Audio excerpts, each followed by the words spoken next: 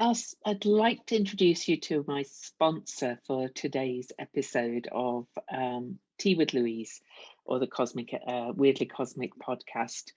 And it's actually kind of a weird sponsor for me because I was approached by this company called Fume, and they create this tool to aid quitting smoking. And you might go, surely you don't smoke, Louise. Well, I don't, but I used to. I quit smoking in 2005 after many attempts and going back to it and stopping again and going back to it.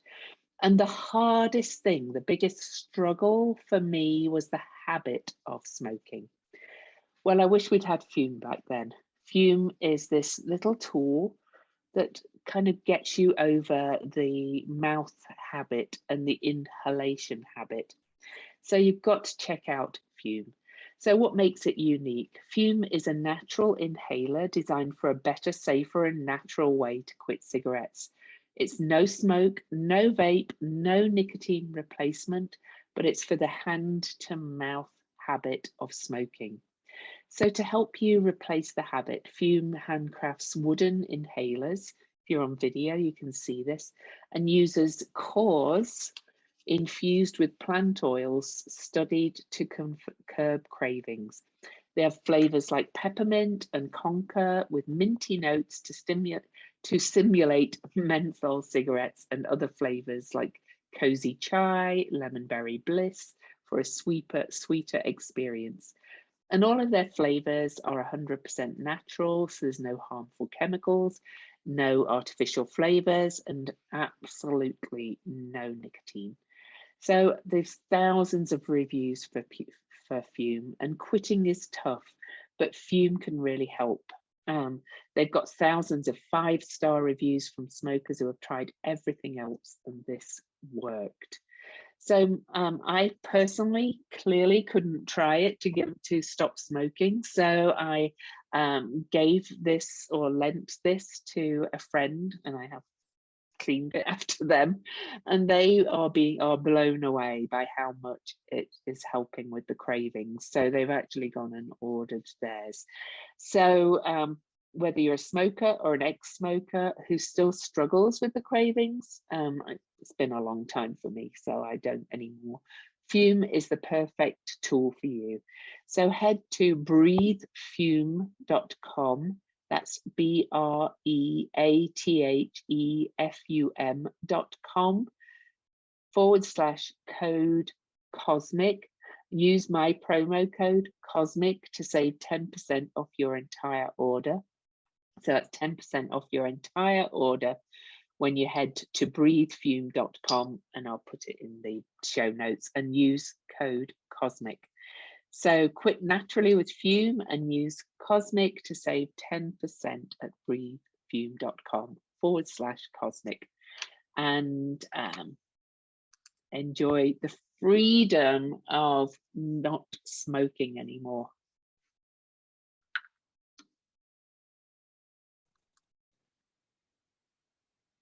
Well, hello everybody, and welcome to my new episode of Tea with Louise. I've got my friend Jennifer with me, and Jennifer, I can never remember how to say your last name. Sieck? Sieck, S-I-E-C-K. Yeah, I know how to spell it, but I was like, suddenly I was like, do I know how to pronounce it properly? Yeah, anyway. Like We've been friends for a long time on Facebook, and we've chatted a couple of times offline. And we were messaging the other night, and we decided to have tea together and just talk over some of the bigger themes that we're seeing kind of going on in the world lately, because we're both very kind of politically oriented beasts, and we're both in kind of the world of the spiritual as well to a degree. So Jennifer, I'd love if you tell the audience a little bit about yourself, you know, what you do, where you kind of come from, what your work involves. Sure. So I have my master's in counseling from a school called Pacifica Graduate Institute, which is a school that focuses on Jungian psychology, so archetypal psychology, the idea that the soul and the psyche overlap and kind of inform each other. And so I offer services to people like intuitive counseling, like chakra balancing work, like intuitive tarot card readings, and classes, things like that, to help people get in touch with their intuition, because I really feel like that's something that we're missing right now in this very speedy, very kind of top-down culture. In many ways, we're missing that connection with our own inner sense of what's right and what's true. And you can see that this is why Jennifer and I get along, because this is kind of my, I don't have a master's in counseling, but the astrology that I practice is based on Jungian principles to a great degree. And so I've studied that in depth. And my approach to astrology through my classes and membership or readings, whatever I do, is people really getting in touch with their inner voice and their inner creativity, and really embodying and accepting who they are, not trying to attain some kind of mythical ascension and so on and so forth. So That's a good way of putting it. Mythical ascension. I like that. I'm not a big fan of the whole ascension language. I'm a big fan of trying to be the best person we can be. Yeah. Whilst accepting who we are deeply inside, and creating from that inner space. So yeah, and definitely. descending into our humanity. Absolutely. Absolutely. Yeah. So kind of let's get this wrapping. I think Jennifer and I kind of wanted to really look at the overarching themes of what we see kind of going on. It's a big subject, so we're not going to cover everything. But we did start with a conversation about the trial that's on everybody's lips. If you're listening later to that, there's just been the Depp Heard trial, of a defamation trial. We're not going to get into, who's right, who's wrong. We're not analyzing the people. We want to look at the bigger picture of these things. We've also realized that the Brangelina, divorce custody circus thing is also going to be televised, and so is the Marilyn Manson, what was her name again? Sorry, I can't Evan remember. Rachel Wood. Evan Rachel Wood, slipped my mind. Case is also going to be televised. We're also, recording this on the day that the Senate hearings are going to be televised as well, and so it's kind of more about what's going on in the public space that we're kind of concerned about, really. And I see it in the astrology. I see all these polarities being emphasized by this public circus, and who's funding it and who's paying it and who's benefiting of it. So yeah, Jennifer, dive in and just let's just see where this goes. It just warms my heart to hear you say that. A couple months ago, I was trying to get a podcast together with a friend, and it didn't happen. But like this tendency to kind of black and white everything, right? Like the Democrats are good, the Republicans are bad. It really doesn't allow us to get to the inner strength of any opposite, right? So we're always just fighting that opposite polarity.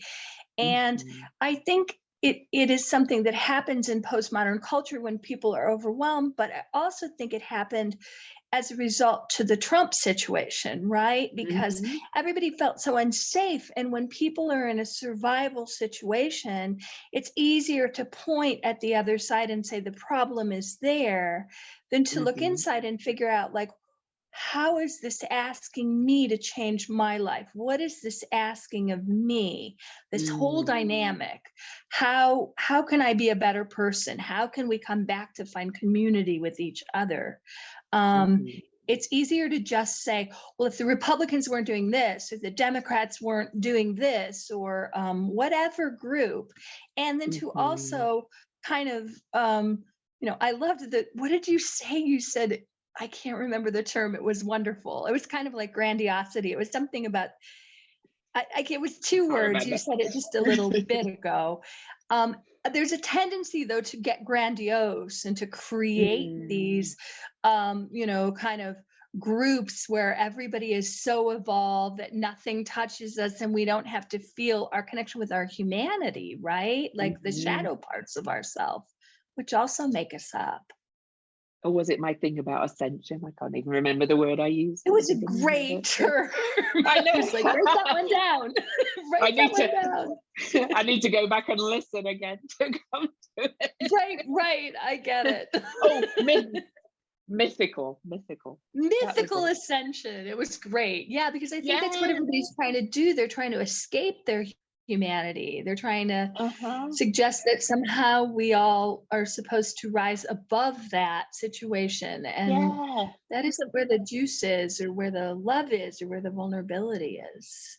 And it involves spiritual bypassing and all kinds of those tools that we're doing it. And this is not trying to point fingers at anybody who's listening. It's just to encourage you to really listen to your inner voice, and to start to question what you're being fed, what you're taking in all the time, and question. My Gemini moon, I'm lucky really that I've got a Gemini moon, I think, because it's always questioning, and I'm always analyzing what am I being fed, what information am I being told, and I can change my mind 20 times a day because of it. So and I think that's a good thing, because I'm kind of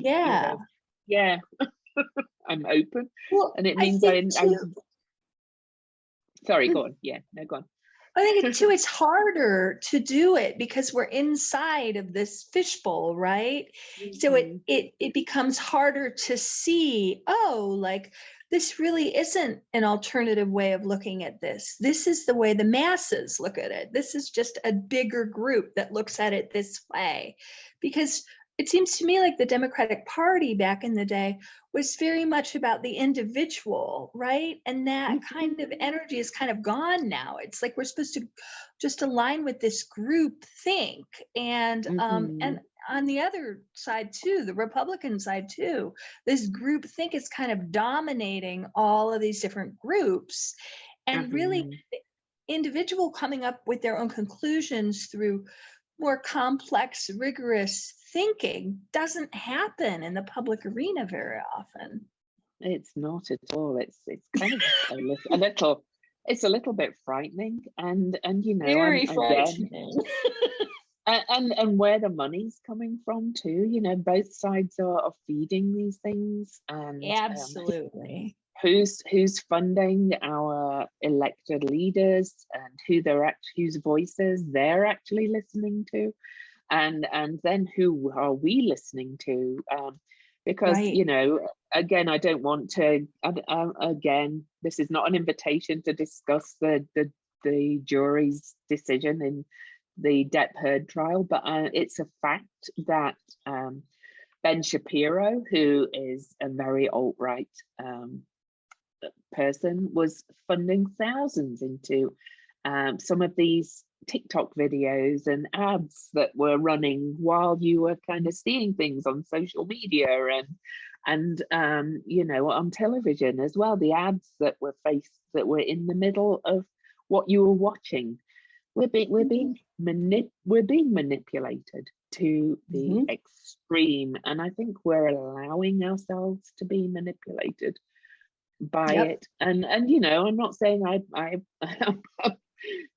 totally immune to manipulation. I think we're all being kind of collectively gaslighted in some ways, either consciously or unconsciously. Would you? Well, and I think too, it has a lot to do with money, right? It's very, very hard right now to get an alternative candidate to be able to be elected, because there's so much money pouring in from in the political parties to support candidates that align with a particular position. And it happens on both the right and the left. And it really breaks down the kind of, like Fetterman just won in Pennsylvania. That was super super exciting, because he doesn't play the game of I'm a Democrat, or he just says I live in this community and everybody needs to have a voice in this community and I speak for this community. And so but it's harder and harder for someone outside of the political mainstream to have a campaign and get elected and do the whole thing. And I think that's happening in a lot because there's so much money behind all of these different things that people just can't get a foothold, and nobody's talking about that. Nobody. Well, very few people. I've Very been few calling people. I've been calling for publicly funded elections for a long time. Good. But because I'm from the UK, where we don't have. I'm not saying there's no problems politically over there as well. The opposition, the polarities are showing up over there as well. But at least in the political arena, the actual election is like a short cycle. It's like 6 weeks, and it's like it's not got all these millions of dollars, or at least it didn't have. I think it's happening more actually now that money's coming in. But this is not just about politics as well. This is about the gender wars. This is everything. Absolutely. Beyond the judgment in that case, we're going to see the bit between Manson and Evan. And then we're going to see it with Brangelina as well, this gender war fighting. And it's being manipulated, this big backlash against the Me Too movement. I saw an excellent TikTok video. And if I remember, I'll find it and share it in the show notes if anybody wants to watch it. This wonderful Black woman said, she totally believed the verdict. So let's say that. But she was like, so men, why are you not like the Me Too movement? When the women all came out in the Me Too movement, they kind of joined together and supported each other for the most part.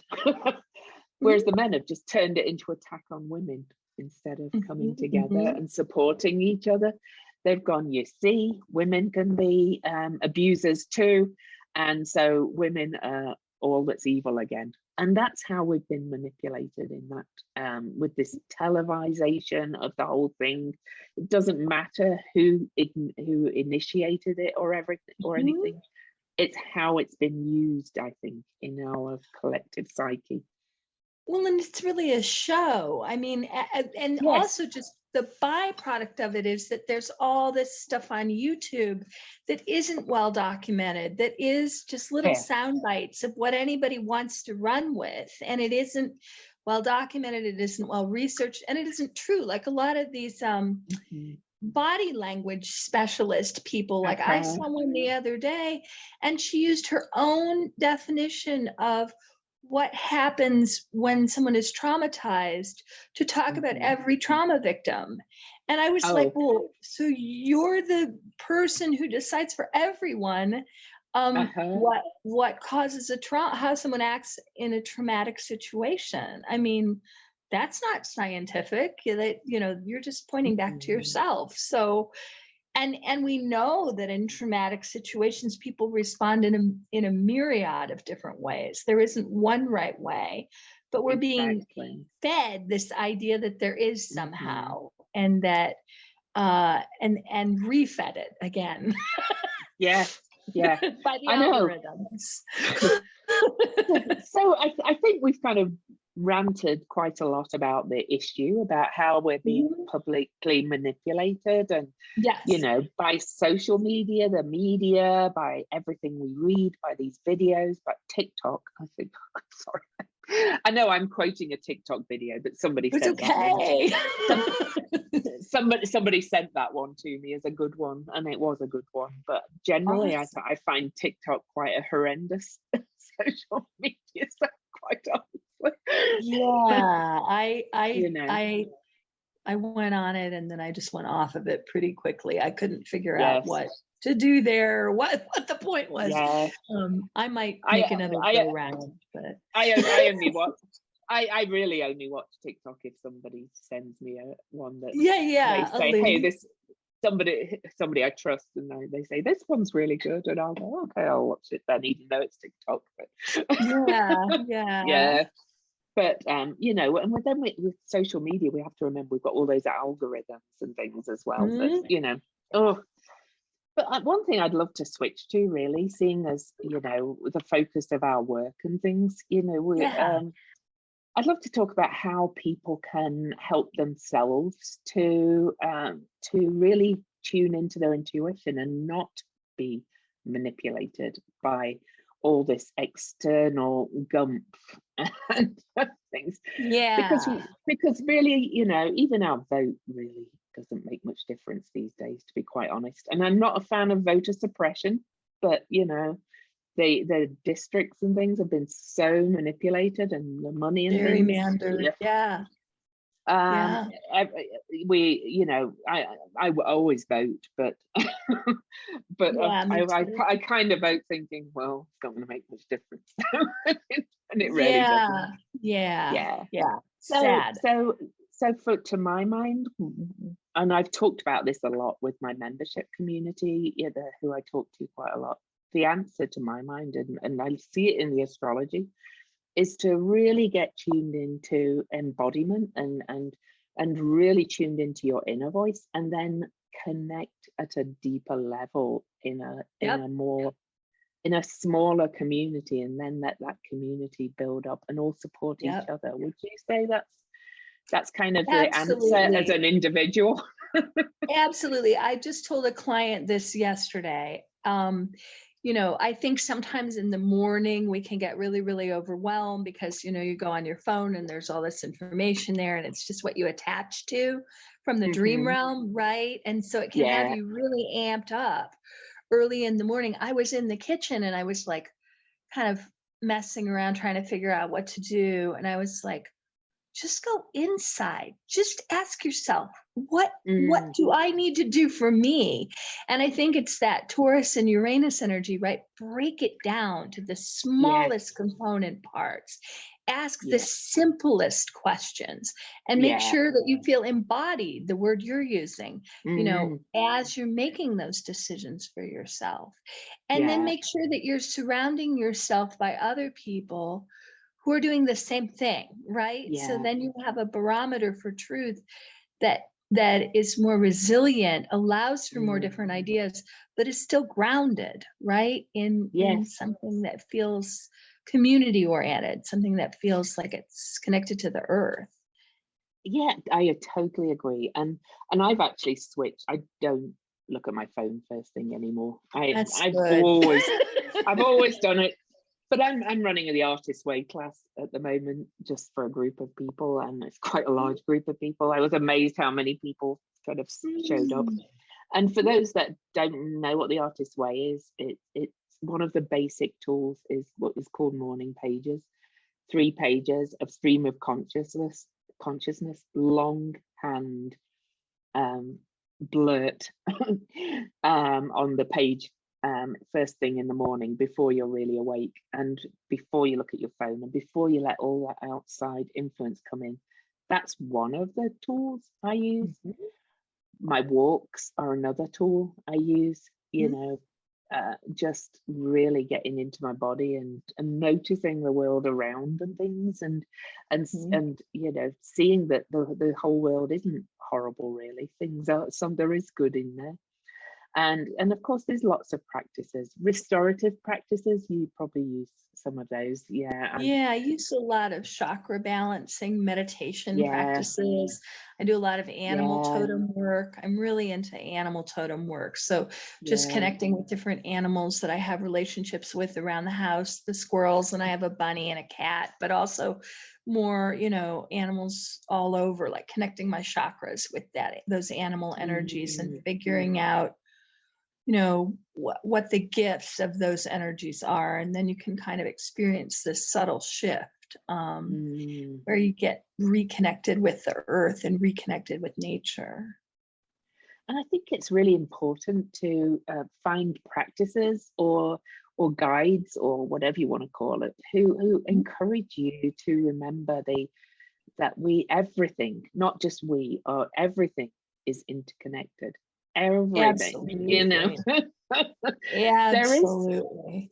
there is no black and white, you know. There is no kind of other than this, you know. There's That's right. even science is proving this now, right? With the mirror So neurons and all of that. Yeah. yeah, so you know, we're connected to the leaf, we're connected to each other, you know. So that there's, Yeah.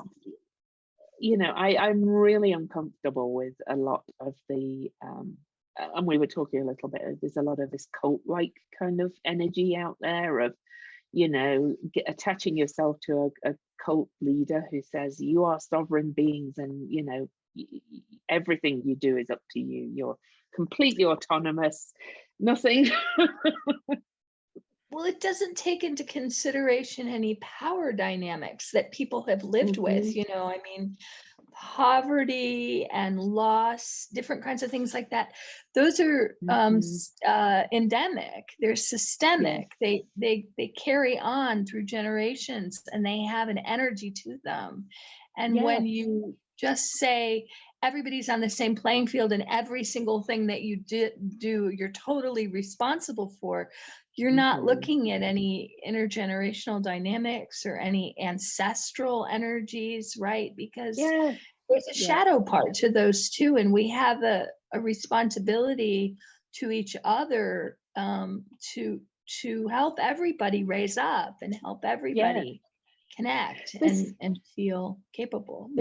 There's an excellent book I've just listened to. You might enjoy it actually, Jennifer, and I should have mentioned it to you before. And I'd love to, I think I've recommended it on the podcast once, so I'd love to recommend it again. And I actually went on one of these call series, and I don't know what called me to it. And this was the only call I listened to. Okay. And this woman, I've started following her now on social media. Her name's what's it? Shelley Tijelski. I'm not sure if I'm saying it right. And her book is Sit Down to Rise Up. And she started a movement. Sit Down to Rise the Up. Name. Yeah, I know. She Powerful. She's got such a powerful story as well herself. She developed a condition and woke up one morning literally blind. But she's restored her sight through treatment, but it's a degenerative condition, so she might be blind permanently one day. But anyway, she started a movement at the start of the pandemic called Pandemic of Love. And her book says how radical self-care can change the world. So I think that's kind of at the nub of what we're talking about here. It's kind of getting in touch with yourself. It's loving yourself, caring for yourself so that you feel your cup's filled, literally. You're kind of doing mindfulness practices and so on and so forth, so that you can actually help others. Then you can only truly help others from a truly full cup, and that's emotionally, spiritually, and physically, and everything. Not yeah. Absolutely. No, I agree.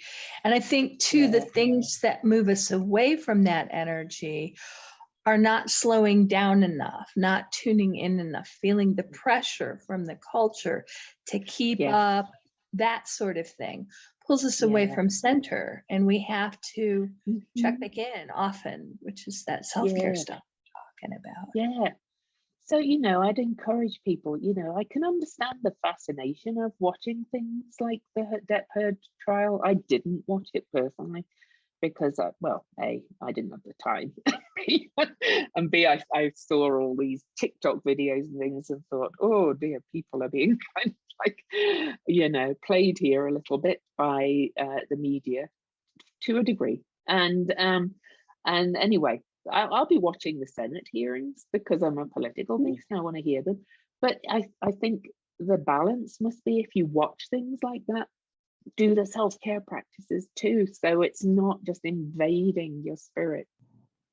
Absolutely. I love that title, Sit Down to Rise Up, because it really embodies, like, you know, the Taurus and Uranus energy that we're all being asked to connect with, right? Which is that slow down, connect with everything, And then the ascension piece, you're connected to the earth, the Yes. ascension piece isn't awful if you're connected to the earth and you realize that you're human, because that's that shadow part and reclaiming it, Exactly. as opposed to devaluing it. Yeah, definitely. And I think that this is the total lesson of Uranus in Taurus for a start, and the North Node in Taurus, and the eclipses that we're going, because the eclipses are always where the nodes are for the non-astrologers amongst you. And the North Node in Taurus is where we're being pulled to till about May 2023. All the eclipses will be in those signs. Not that it's not an ongoing thing, but it's a real emphasis right now. And so that's what we're being asked to focus on. So yeah, I think this conversation's been amazing. So yeah, I think Jennifer and I are asking people to sit down and rise up, because I think, we were just chatting on Messenger, and both of us are a little bit upset by kind of what we've been seeing happen in the world, and understandably, and we're limited to what we can, as I said, to what we can do politically. I'm not suggesting don't vote, but it starts locally. Maybe start with yourself, then maybe start a circle of mutual aid. Her Pandemic of Love, this book is based on mutual aid, and it's a real, what can you actually do to support others in a real meaningful way when you are in a good place? And how can you ask for help from others too? That's another one. Absolutely. That's a big piece of it too, for sure. Yeah. And that, that whole ascension dynamic, when we're like, just sovereign to ourselves, only responsible for ourselves, really misses that part about asking for help and realizing that people do have patterns that they're working through, and that they can learn from each other's stories, and they can learn from each other's experiences. And if they discount all of these things because they're these sovereign beings who have nothing to learn, or who are pushing away from the shadow, from anything that's painful or edgy or whatever, they miss that whole deeper level and capacity for compassion, I think, which really happens in communities that really are kind of cultish, if you will. Yeah. And I don't know if you listen at all to the Conspirituality podcast. I have. Yeah. I don't always love everything they do. I don't love everything anybody does. But they've done a good job of dismantling some of the cult-like communities, because they have come from that background themselves. The presenters, particularly one of them, I can't remember which one it was. He was in 2 cults and managed to kind of decultify himself for the most part. Although I think the mind control can be so strong that he admits himself that it still comes back, the conditioning at times. I think too that is really going to be our next big thing.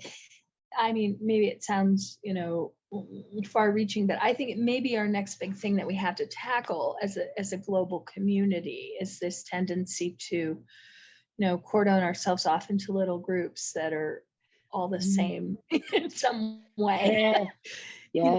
And to expect somebody else to fix it for you, that's another absolutely one. Oh my goodness, giving your power away and saying, yes. And to disavow anything that's dark or uncomfortable, because our strength is in moving through that darkness and finding the light, not through disavowing the darkness. Anybody who's done any inner work knows that that's not the way it works.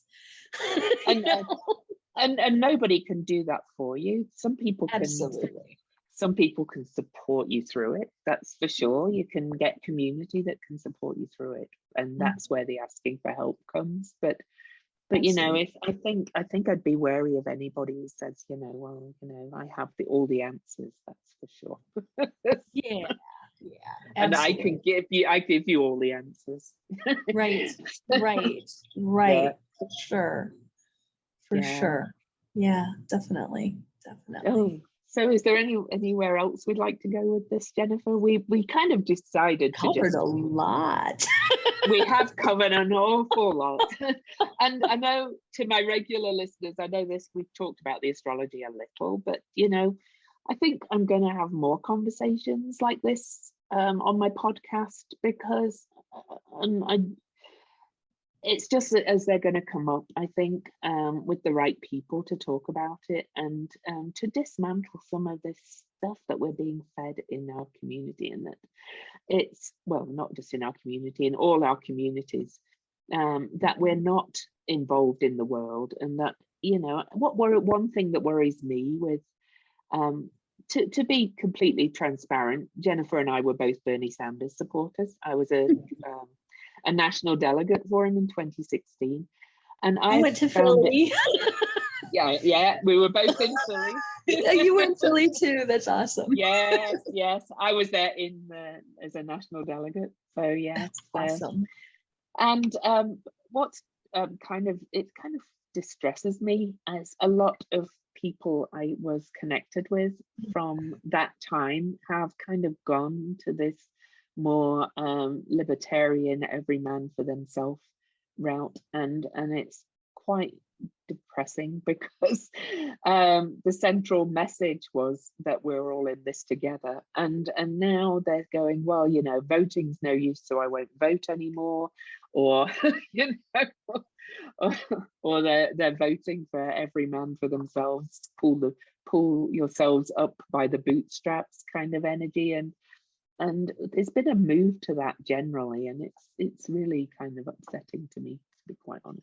I think there's that, and I also think there's the tendency to just not look at anything very deeply, just look at it on the surface and say, oh, we have this policy, or we got Biden through, and so we're just happy with everything he does, and there's no critiquing. I think it's a larger problem in the culture that there's no ability to hold the space for critique. It seems like that was what was so important back when I was in school, was that you could critique something and you could figure out, like, does this hold water? Where does it? Where doesn't it? Where is the better argument? And still be loving and be supportive and be kind and have good ideas, have well wishes. But now there's almost something where if you're critiquing something, people just want to stay right on the surface, and just be happy with exactly what's there. And it almost feels like we're just stuck in a loop or something. We're not digging into something deeper or more rich, or, and then you can't really transmute any energy. You can't really change anything if you just stay right there on the surface. Do you know? Oh yeah, it's true. And that's part of this is good, this is bad thing again. It absolutely is. It absolutely is. Yeah. Or maybe I won't see what is good or bad. Maybe I'll just stay on the surface and just not really contribute my opinion. Yeah. You know what I mean? Yes. Yeah, there's that too. Yeah. I can't remember how many times people tried to shut me down for any little critique of Biden, or whatever, because Trump's so bad, Right, exactly. And the only way that things get stronger is if people, are like, oh, well, you're critiquing that. Well, there are some issues there, but we have to look at where we came from, and you have to dig deeper to get into that stuff, to change and grow. Otherwise you don't. It's kind of not about the individuals. It's about the whole, how we got to it, the systems and everything. Yes. So, yeah. Well, I know too that I remember when we were talking before that we were using the term gaslighting, and I don't think that's something that we've brought up. No, but I think that's happening on both sides, right? Oh. I think it's the byproduct of being in pain. I think as a collective culture, we've experienced a lot of pain that we're not slowing down and recognizing. We're just kind of bulldozing through, right? Like, Trump's gone now, everything's going to be fine, right? Even though damn, everything's not fine, right? oh my god, inflation, oh my god. Right, right. So yeah, so I and think and this rush to get back to normal, whatever normal is. yes, whatever that Yes, is, yeah, right? yeah, yeah. There ever was one anyway. What is that even? I don't even know. Isn't that something we collectively I know. decide? I don't know. Well, and it, oh, and what's normal for me might not be normal for somebody else anyway. Exactly. You That's know. true too. Yeah, absolutely. No, Absolutely. I have to tell you something. I actually really, not obviously not the death and the pain people were going through, but the silence, the quiet, and the clean skies in the early days of the pandemic. I was like, I kind of like this. Absolutely, for sure. And the animals started getting more, Yes, more amplified. I noticed, yeah.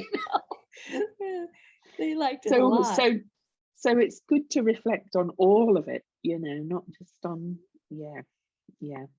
Anyway, anything else we want to cover? I think I don't know. I Anything think you it's want to been great. cover? No, Yeah, I think it's been a really helpful conversation. And if we go on too long, people drop off anyway. So how can fine. people Yeah. how can people find you, Jennifer? Oh, sure. You can find me at Inner Voice Intuitive on YouTube. You can find me on my website at Inner Voice Intuitive, and you can find me on Facebook at Inner Voice Intuitive. Cool. And I'm Those are gonna the post the places. links. I will Awesome. post the links in the show note, but not everybody looks that far down. So it's good to say Yeah, where as well. And as usual, absolutely. I'm Cosmic Owl Astrology everywhere, YouTube as well. Yeah, most places. YouTube, Instagram, and Facebook mainly. And if you would subscribe to my channel while you're here or leave me a review on iTunes, that would be very helpful. And I'll share this recording, of course, with Jennifer so she can share it if she chooses to too. And I hope So you've enjoyed the conversation, and I actually hope everybody will go and read that book, Sit Down to Rise Up, because I'm definitely going to look it up. it's very inspiring. And a group of friends and I here in Utah are going to start a local group of the pandemic of love, I think, That's awesome. to try and help others. So maybe Very other cool. people will do it in their states too. So, well, thank you, Jennifer. Thank you for coming and Absolutely. Thank you. see you in space.